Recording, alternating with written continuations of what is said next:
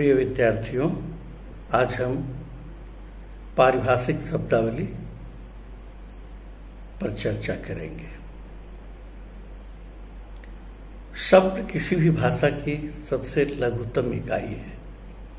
इन्हीं शब्दों के सुव्यवस्थित स्वरूप से भाषा बनती है। हमारे दैनंदिन क्रियाकलापों, भावों, विचारों तथा उसकी अभिव्यक्ति का माध्यम भाषा है। भाषा के सामान्य रूप से दो स्तर कहे जा सकते हैं, एक बोलचाल की भाषा और दूसरी लिखित भाषा।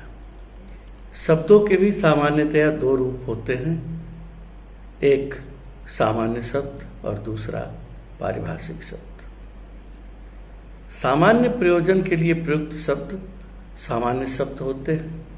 ऐसे शब्द समाज में, सामान्य जीवन जगत में बहुप्रयुक्त होते हैं तथा नित्य रूप में व्यवहृत होते हैं। परंतु जब हम कला, शास्त्र, ज्ञान, विज्ञान के विषय में विवेचन की बात करते हैं तो हमें विशेष शब्दावली की आवश्यकता होती है। ऐसी शब्दावली जिसकी अर्थ सीमा भी निश्चित हो। प्रसंगानुसार हम अनेक शब्दों के बदले एक शब्द का प्रयोग या एक शब्द का अनेक अर्थों में प्रयोग करते हैं, परंतु पारिभाषिक शब्दों के अर्थ निश्चित तथा विशिष्ट होते हैं। वैज्ञानिक उन्नति के साथ साथ दैनिक जीवन में नई नई क्रियाएं, वस्तुएं, विचार और भावनाएं आज भी तेजी से प्रवेश ले रही हैं। अतः इसके द्योतक सभी नवीन शब्दों के लिए हिंदी में पारिभाषिक शब्दों को स्वीकार किया गया है। पारिभाषिक शब्दों को स्पष्ट करते हुए डॉक्टर भोलानाथ तिवारी कहते हैं कि पारिभाषिक शब्द ऐसे शब्दों को कहते हैं जो रसायन, भौतिकी, दर्शन, राजनीति आदि विभिन्न विषयों या शास्त्रों के शब्द होते हैं तथा जो अपने अपने एक विशिष्ट अर्थ में और सुनिश्चित रूप में परिभाषित होते हैं। अर्थ और प्रयोग की दृष्टि से निश्चित रूप से परिभाषित होने के कारण ही ये शब्द पारिभाषिक शब्द कहलाते हैं। विज्ञान एवं तकनीकी शब्दावली आयोग के पूर्व निदेशक डॉक्टर सूरजभान सिंह का मानना है कि पारिभाषिक शब्द अविधार्थ में ही ग्रहण किए जाते हैं, लक्ष्यार्थ या व्यंग्यार्थ में नहीं। पारिभाषिक शब्द की शब्दावली कृत्रिम होती है तथा इसका निर्माण शब्दाभावे निरुक्तयः की पद्धति पर होता है। इसका अर्थ निश्चित तथा स्पष्ट होता है। इसमें न अतिव्याप्ति की गुंजाइश रहती है न अव्याप्ति की। इसका प्रयोग विशेष क्षेत्र में विशिष्ट ज्ञान और दर्शन के लिए होता है। इसके शब्दों में एक रूपता होनी चाहिए तथा यह भाषा के प्रकृति के अनुरूप हो। ये शब्द सरस तथा बोधगम्य भी होने चाहिए। शास्त्रीय विषय, तकनीकी तथा सरकारी कामकाज के क्षेत्र में पारिभाषिक शब्दों की आवश्यकता हर काल में रही है। प्राचीन भाषा में नाट्यशास्त्र, चिकित्सा एवं धनुर्वेद आदि क्षेत्रों में इनका प्रयोग होता था। पारिभाषिक शब्दावली का निर्धारण निश्चयतः हम सामान्य रूप से निर्माण, ग्रहण एवं संचयन तथा अनुकूलन के आधार पर करते हैं। हिंदी के पारिभाषिक शब्दों के निर्माण में प्रायः इन्हीं उपसर्गों का प्रयोग होता है। नियत प्रक्रिया के तहत उपसर्ग, प्रत्ययों तथा समासों का उपयोग कर पारिभाषिक शब्दावली का निर्माण होता है। यथा उपसर्ग लगाकर पत्र, लेटर, विपत्र, बिल। प्रत्यय लगाकर माप, धन न, मापन, मेजरमेंट, पंजी, धन अन, पंजीयन, रजिस्ट्रेशन। समास पद्धति से निर्मित शब्द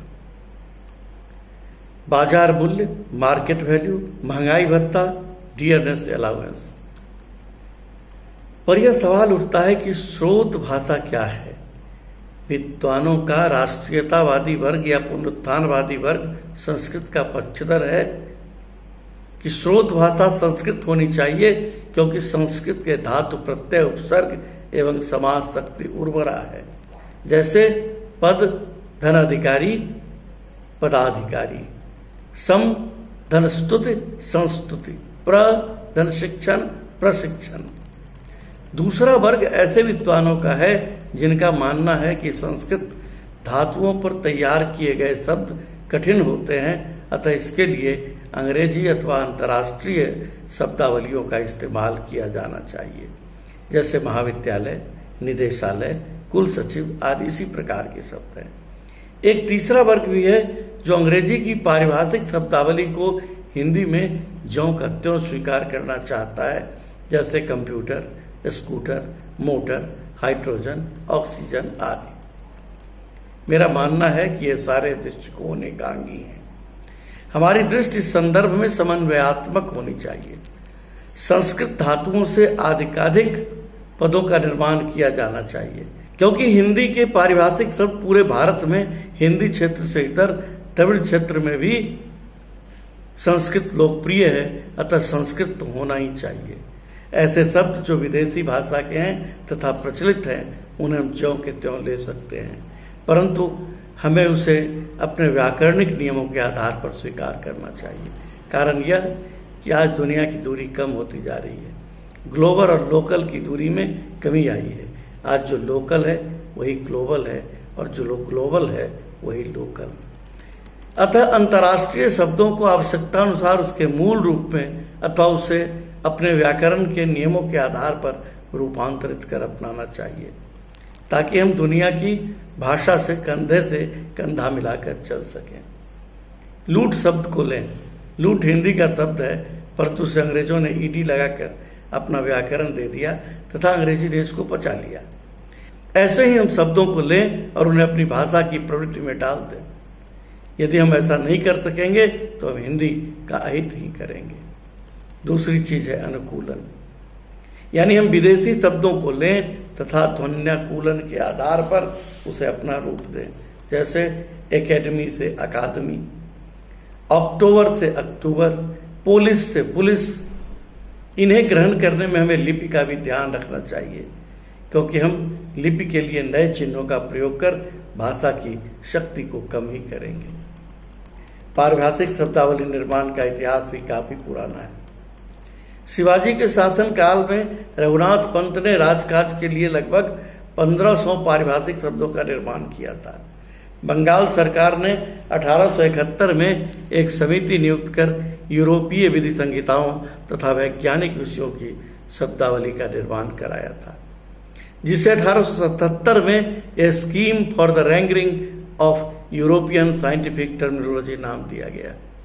1906 में हिंदी की वैज्ञानिक शब्दावली हिंदी साइंटिफिक ग्लॉसरी नाम से एक संकलन आया। स्वतंत्रता प्राप्ति पश्चात भारत सरकार ने राजभाषा हिंदी के समुचित उत्थान और प्रयोग को ध्यान में रखते हुए सन 1950 में वैज्ञानिक शब्दावली मंडल बनाया, जिसका कार्य पारिभाषिक शब्दों का निर्माण करना था। 1965 में भारत सरकार के शिक्षा मंत्रालय के अंतर्गत वैज्ञानिक और तकनीकी शब्दावली आयोग का गठन हुआ, जिसका उद्देश्य वैज्ञानिक और तकनीकी शब्दावली का निर्माण करना था। आयोग के आने से हिंदी भाषा के मानक तकनीकी रूप के विकास के द्वार खुले।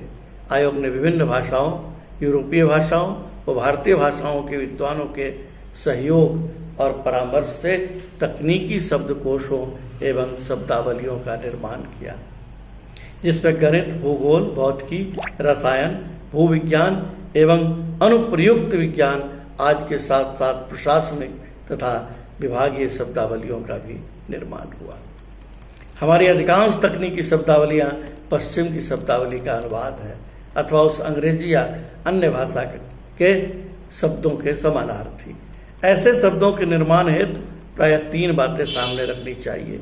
प्रथम यह कि अंग्रेजी शब्दों के ठीक ठीक अर्थ को द्योतित करने वाला कौन कौन सा शब्द हमारे पास है। दूसरा, कौन शब्द का प्रतिशब्द अपेक्षाकृत सरल है। और तीसरा यह कि कौन से शब्द के प्रचलन की संभावना अधिक है। आयोग द्वारा ऐसे शब्दों के निर्माण में इसका ख्याल रखा गया है, परंतु ऐसे शब्दों की कमी नहीं जिसमें केंद्र तथा राज्यों में एक रूपता नहीं है।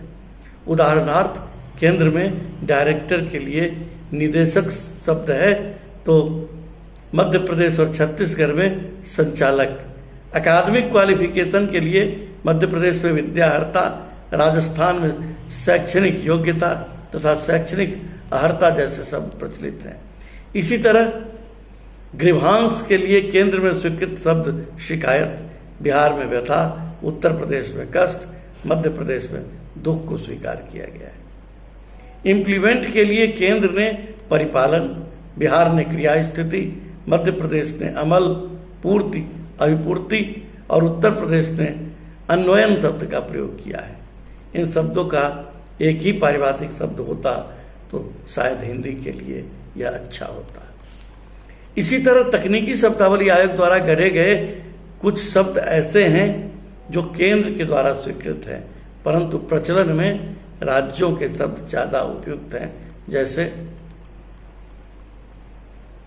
एबनॉर्मल केंद्र, अपसामान्य राज्य, असामान्य। कैंपेन केंद्र विशेष प्रचार, राज्य अभियान। आर्बिट्रेशन केंद्र मध्यस्थ और राज्य पंच निर्णय। अनाउंसमेंट आख्यान, राज्य घोषणा। इंजीनियर अभियंता, राज्य यंत्री। इसी तरह दक्षिण भारत में प्रयुक्त हिंदी में निर्मित शब्दावलियां तो और भी विचित्र स्थिति को दर्शाती हैं। जैसे कम्युनिकेशन आवाजाही, इमरजेंसी अचानकी, डिफेक्टर दल बदलू, साइकोलॉजी तालीम विद्या आदि आदि। कहना न होगा कि ये शब्द निर्माण हिंदुस्तानी कल्चरल सोसाइटी और उस्मानिया विश्वविद्यालय के द्वारा कराए गए हैं। ऐसे शब्दों में भूरापन झलकता है। ये शब्द पारिभाषिक होते हुए भी अनेक रूपों में हमारे देश में प्रचलित हैं। इससे हिंदी की समझ रखने वाला अथवा हिंदी भाषियों को उतनी कठिनाई नहीं होती जितनी अहिंदी भाषियों को। अहिंदी क्षेत्र में हिंदी के प्रयोग में आने वाली कठिनाइयों का एक महत्वपूर्ण कारण शब्दावलियों में एक रूपता का न होना है। अतः हम यदि हिंदी को सचमुच विज्ञान और तकनीकी क्षेत्र में आगे लाना चाहते हैं तो हिंदी को तकनीकी भाषा के रूप में उपयुक्त शब्द बनाना होगा और हमें पूरे देश को ध्यान में रखते हुए समान शब्दावली का निर्माण करना होगा। फिर भी वैज्ञानिक एवं तकनीकी शब्दावली आयोग ने जो कार्य किया है वह प्रशंसनीय है। इन तकनीकी शब्दावलियों का प्रयोग जिन क्षेत्रों में सर्वाधिक होता है वह सरकारी क्षेत्र।